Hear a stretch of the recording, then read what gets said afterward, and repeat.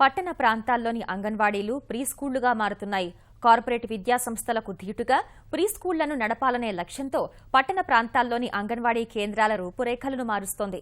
ఒకే ప్రాంతంలోని 2-3 కేంద్రాలను కలిపి ఒక ప్రీ స్కూలుగా తీర్చిదిద్దుతోంది. మున్సిపల్ పాఠశాలల్లో ఆంగ్ల బోధన ప్రవేశపెట్టిన రాష్ట్ర ప్రభుత్వం ప్రైవేటు బడులకు ధీటుగా ముందుకెళ్తోంది. ఆ క్రమంలోనే పట్టణ ప్రాంతాల్లోని అంగన్వాడీ కేంద్రాలను ప్రీ స్కూళ్లుగా మారుస్తున్నారు. ఇప్పటివరకు అంగన్వాడీ కేంద్రాలు 2 లేకుంటే 3 ఏళ్ల వయస్సున్న శిశువులను కేంద్రాల్లో చేర్చుకుని వారి ఆలనా పాలన చూస్తున్నాయి.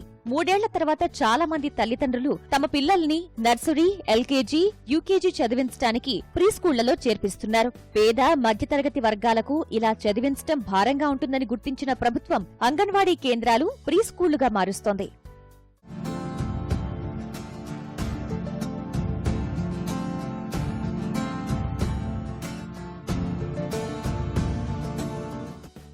పట్టణ ప్రాంతాల్లో చాలా అంగన్వాడీ కేంద్రాలు సరిగ్గా నడవడం లేదు.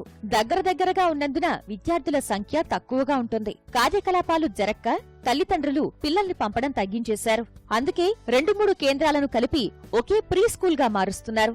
అంగన్వాడీ కేంద్రాల పనివేళలను పెంచి పాఠశాలల తరహాలో చిన్నారులకు తర్ఫీదునివ్వాలని కేంద్ర ప్రభుత్వం గతంలోనే ఆదేశాలిచ్చింది.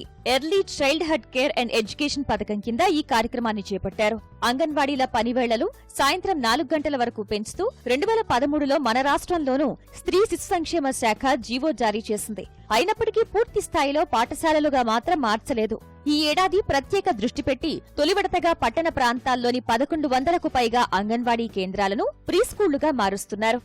మనకి 3 నుంచి 5 సంవత్సరాల పిల్లల వయసు వాళ్ళు ఎవరైతే ఉన్నారో వాళ్ళని వాళ్ళ వయసు బట్టి వాళ్ళకి చదువు చెప్పే విధంగా ఒక కార్యక్రమాన్ని రూపొందించడం జరిగింది. దానికి సంబంధించిన మెర్జింగ్ కార్యక్రమాలు క్షేత్రస్థాయిలో జరుగుతున్నాయి. ముఖ్యంగా మా ఆలోచన ఏంటంటే చాలామంది ఈ స్లమ్స్లో ఉండే అనార్గనైజ్డ్ సెక్టర్లో ఉండే వాళ్ళ పేరెంట్స్ పిల్లల్ని ఇంగ్లీష్ మీడియం కోసము వాళ్ళ దాని మీద ఉండే మక్కువతో ప్రైవేట్ స్కూల్స్లో జాయిన్ చేస్తున్నారు. సో వాళ్ళకున్న తక్కువ ఎర్నింగ్స్ కూడా వాళ్ళు ఈ ఫీజులు కట్టి ఆర్థికంగా వాళ్ళకి ఇబ్బంది పడుతున్నారనే ఉద్దేశంతో మన సెంటర్స్లోనే ఈ ప్రీ స్కూల్ కాన్సెప్ట్ని కానీ స్ట్రెంగ్థెన్ చేస్తే మరింత మెరుగ్గా మన సర్వీసెస్ అందించవచ్చు అనే ఆలోచనతో చేస్తున్నాము. లోపల బ్యూటిఫికేషన్ కూడా, అంటే గోడల మీద యానిమల్ పిక్చర్సు, పిల్లల ఇమాజినేషన్ క్యాప్చర్ చేసే విధంగా లెర్నింగ్ అనేది జాయ్ఫుల్గా ఉండేటట్టుగా లోపల వాతావరణాన్ని కూడా మార్చే కార్యక్రమం కూడా మొదలైంది. 2-3 కేంద్రాలకు చెందిన అంగన్వాడీ కార్యకర్తలను, సహాయకులను ఒకే చోటకు తీసుకొచ్చి పాఠశాల మాదిరిగా ఈ కేంద్రాన్ని నిర్వహిస్తున్నారు. ఎల్కేజీ, యూకేజీ విద్యాభ్యాసానికి తగిన విధంగా కార్యకర్తలకు శిక్షణనిచ్చారు. నెల్లూరులో అంగన్వాడీ భవనాలను అత్యాధునికంగా తీర్చిదిద్దారు. చిన్నారులను ఆకర్షించేలా, వారి ఊహాశక్తిని పెంచేలా భవనాలను తీర్చిదిద్దారు. వివిధ రకాల చిత్రాలను గోడలపై వేసి చిన్నారులకు అర్థమయ్యేలా బోధన చేస్తున్నారు.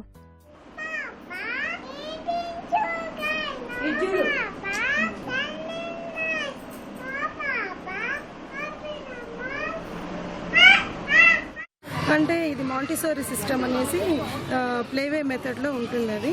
అది ప్రాక్టికల్ మెథడ్ అన్నమాట. పిల్లలతోనే చేయించడము, వాళ్ళకి నేర్పించడం ఎలా అనేది వీళ్ళకి ఇస్తున్నాం. నాయుడుపేటలో కూడా ఏదైతే మేము ఇచ్చున్నామో అది కరెక్ట్గా చేస్తున్నారు. నెల్లూరు డిస్ట్రిక్ట్ అంతా కూడా అదే ఫాలో అవుతారు. అని ఫీజులు కట్టుకోలేని, బయటకు వెళ్ళలేని పిల్లలు ఇక్కడ ఉంటారు. సో అలాంటి వాళ్ళకి బయట ఏ ఎడ్యుకేషన్ అయితే ఒక కార్పొరేట్ స్కూల్లో ఇస్తున్నామో అదే ఎడ్యుకేషన్, అదే బుక్స్ మనం ఈ పేద పిల్లలకి ఇచ్చి చెప్పేలాగా చేస్తున్నాం. ఇంటర్నేషనల్ లెవెల్లో స్ట్రోక్స్ తోటి మొట్టమొదటిసారిగా అంగన్వాడీ కేంద్రాల్లో విద్య అనేది, అంతకుముందు ఆటపాటల ద్వారా విద్య చేసేవాళ్ళము. కానీ మినిస్టర్ గారి సహాయంతో, మరి మన సీఎం గారి సహకారంతో స్కూల్ తీర్చిదిద్దడం అనేది గర్వకారణంగా నేను భావిస్తూ ఉన్నాను. మనకి ఇక్కడ బ్రాడీపేట 1 బ్రాడీపేట 2 సెంటర్స్ అని అంగన్వాడీ సెంటర్స్ ఉన్నాయి. వీటిని మెడ్జ్ సెంటర్స్ అని రెండింటిని క్లబ్ చేసి ఒక సెంటర్గా మార్చారండి. ఒక దగ్గర ఏజ్ వైజ్గా కూర్చోబెట్టి ఇక్కడ మేము 3 క్లాసెస్ 2 టీచర్లు రన్ చేస్తున్నామండి. అంగన్వాడీ కేంద్రాలను ఆధునికంగా తీర్చిదిద్దడంపై తల్లిదండ్రుల్లోనూ సానుకూలత వ్యక్తమవుతోంది. కొద్దిగా దూరంలోనైనా సరే అన్ని సౌకర్యాలు ఉన్న ప్రీ స్కూల్ ఉచితంగా అందుబాటులోకి రావడంతో వారు సంతృప్తి వ్యక్తం చేస్తున్నారు.